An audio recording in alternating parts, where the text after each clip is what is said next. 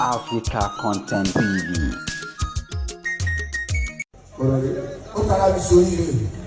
Àkọ́bí tara ń ṣorí. Bẹ́ẹ̀ni, ìwọ tara mi sórí rẹ̀. Bẹ́ẹ̀ni, kí ló yọ tara tiẹ̀ náà? Sọ̀rí rẹ̀. Ọ̀gá, bọ́lá ní ayé ṣe rí rẹ̀. Fàyọkọ́ nílé, ṣe wò nílé. Orí àjọ.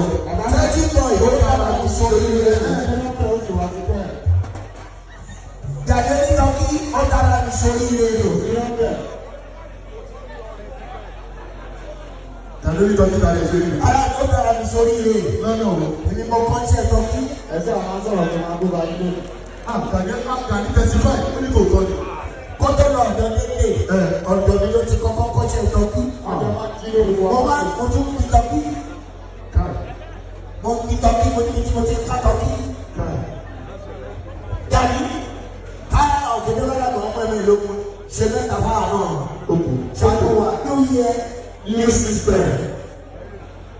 Ẹ̀yọ́ Ọjà ìṣẹ̀dá. má ṣe láì fún wa. Wọ́n ní ta ló bá ní tọ́jú. Dàbí onítọ́kí. Káàwá o.